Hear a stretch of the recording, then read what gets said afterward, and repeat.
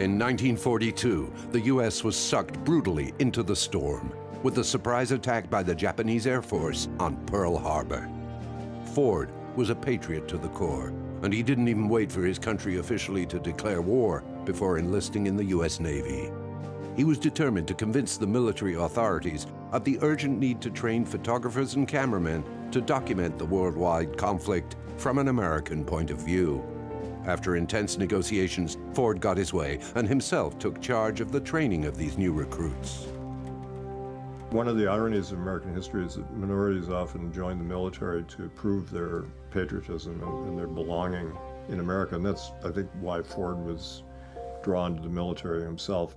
He wanted to be accepted in American society. Part of him craved acceptance by the establishment, which he ultimately got, and then part of him was an Irish rebel who was opposed to the establishment. So he was constantly torn between these two poles, which is one reason he's such an interesting person and artist.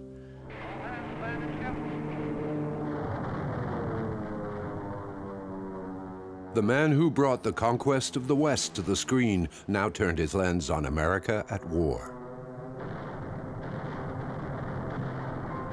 Along with his camera crews, he roamed almost all the battlefields.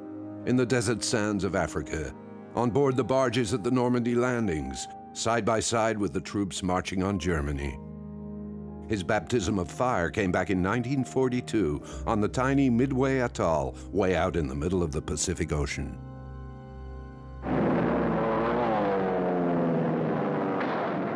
At Midway, Ford was to undergo a real initiation.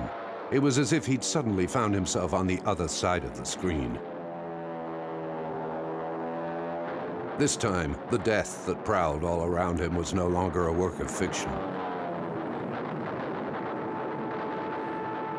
Perched atop an electricity power plant, he was under orders to signal the position of enemy aircraft.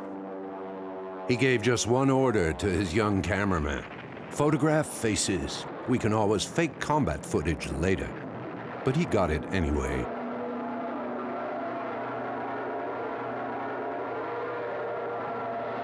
Ford was wounded in the arm by mortar shrapnel, but kept on filming, managing to capture footage of a rare intensity. His film, The Battle of Midway, would win the Oscar for Best Documentary in 1942.